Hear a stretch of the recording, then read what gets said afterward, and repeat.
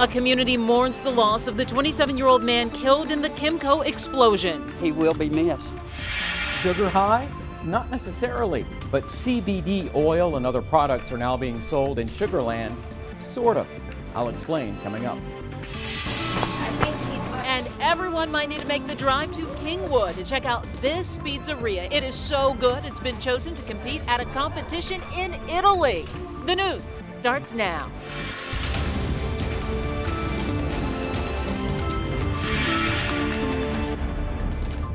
And we get things underway here at 5 with breaking news. The murder charge against former Deputy Shauna Thompson has been dropped in the 2017 Denny's choking death of John Hernandez. Thompson and her husband Terry both were charged in this case. Terry was found guilty of murder. Marcelina Benito is following today's developments for us. Marcelina, what else do we know?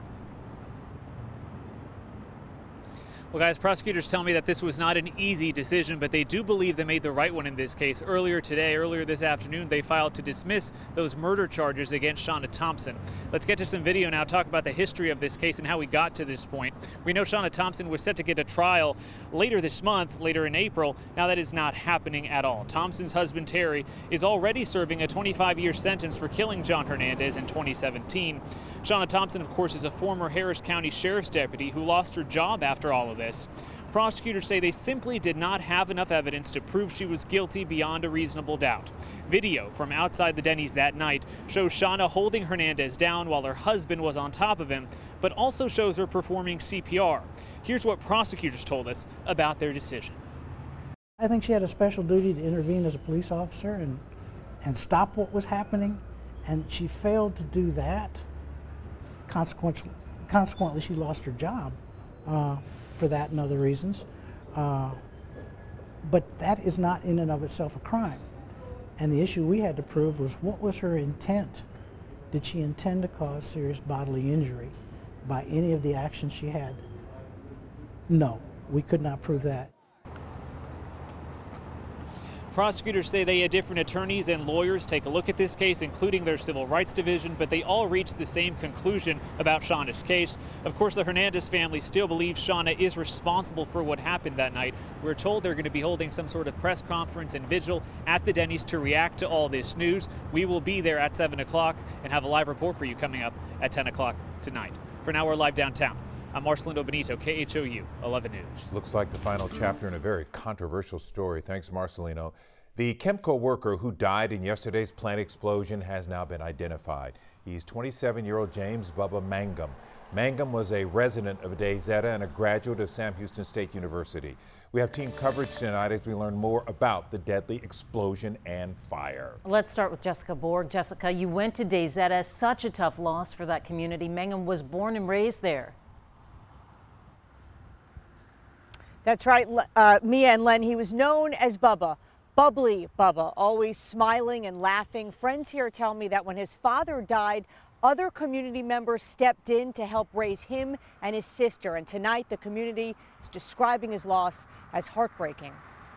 He was just a delightful young man. Everybody's going to miss him because he was always so comical and everything was, you know, he always made light of things. You get a sense of his personality in these photos from his 2010 high school yearbook. James Mangum, known as Bubba, was well known and well liked here in DayZeta, a small, close-knit community with a population of about 1,000. The community will surround the family and see that their needs are met. Kelly Berry had known Bubba since he was a child. When she learned that number 21 on the football team was killed in yesterday's plant fire, it stopped her in her tracks. I just immediately felt nauseous and heartbroken. The 27-year-old worked at the Kymco plant in Crosby, about 30 miles from DayZeta. He was killed, 2 others critically injured after an explosion rocked the area. Officials say a transfer line ignited a tank full of the chemical isobutylene. I thought to myself, that poor boy. Kevin Dodd was Bubba Mangum's neighbor. Mangum was an agriculture business graduate of Sam Houston State and tended to his family's property, along with helping other people with theirs. We've always been good friends. He was an honor student, but also voted to have the finest ride and most fun to be around. Berry, a lifelong educator, says she was proud to know him and devastated to lose him. When you lose one, it doesn't matter how old they are. or how young they are. They're one of your babies, and it's just heartbreaking. Now, family members declined to be interviewed, simply saying that their loss was too raw right now to speak about them publicly. We are live this evening in Dayzeta. Jessica Borg, KHOU 11 News. So very difficult and so very understandable. Thank you, Jess. All right, Jess is in Dayzeta. Adam Bennett, he's in Crosby. Adam, the Harris County Attorney's Office says next week they're going to ask the county commissioners for permission to sue Kymco over this incident. That's right, and that vote could happen next Tuesday. That's when the commissioner's next meeting is. Now, meanwhile, here on site, investigators continued their work today looking for the cause and the origin of that fire. They also continue to monitor the air quality as well. They said they have not detected any volatile organic compounds. They've also subpoenaed documents that they hope could help them in their investigation as well. Now, a bit earlier today, we spoke with Harris County Commissioner Adrian Garcia. He represents this area. He was in Washington, D.C., where he actually met with the EPA and a chemical industry group and was talking to them about preventing fires like the ones we saw at ExxonMobil and ITC over the last couple of weeks when the Kymco fire started. Now, all three of those facilities do fall within Commissioner Garcia's district. He says he knows this industry is very important for the economy, brings in a lot of jobs, but now he also says he is asking for more air monitoring resources, and he's pushing the EPA to crack down on the rule breakers that hurt not only the people working in the plants, but also the people living around them. I'm looking to be a very, very candid partner with the industry to say, you know, you follow your rules and we'll support you. But if you're not going to follow your rules, then don't be mad at me when we work to hold you accountable. And last week, Commissioner Garcia and the rest of the court voted unanimously to sue ITC over the fire that we just saw over in Deer Park. Now, the commissioner says right now he is worried about 3 different bills that are making their way through the state legislature that he says could weaken the county's ability to hold some of these groups and some of these companies accountable in the future. Now, we'll also hear from environmental groups on why they are skeptical that things could change after this latest incident and what they say absolutely must happen to prevent incidents like this in the future. We'll hear from them coming up at 6. Reporting live in Crosby, Adam Bennett, KHOU 11 News. The Kymco explosion and fire stirring up a lot of conversation and concern. Ahead at 6, you ask, we answer. We're tackling your tough questions.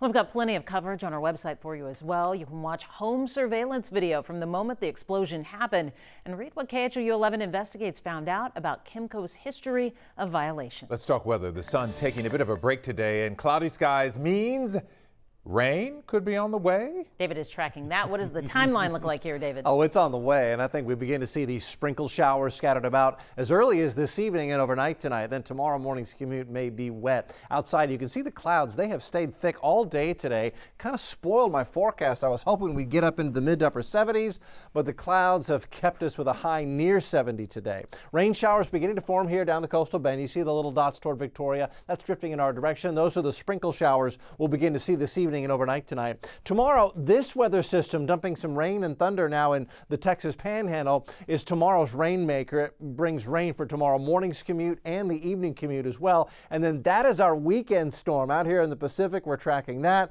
I've got an update on your weekend plans with rain coming up in a couple of minutes. Talking about the weekend already, the KHOU 11 mobile app can keep you up to date on the rain. The app is free to download in the App Store and, of course, on Google Play. How about this CBD in the suburbs?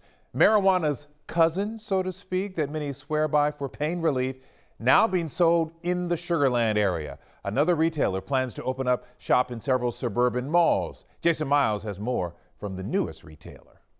I'm inside Sacred Leaf on Eldridge Road, which sells CBD products in many forms, from oils and lotions to lollipops and dog treats. You don't see a bunch of pot plants on the wall. This new store looks more like Mom's house than a smoke shop. Sacred Leaf near Sugarland says its clientele is looking for the benefits of CBD without a buzz. Well, our motto even here is you don't have to get high to get help. Sacred Leaf's products contain 0 THC.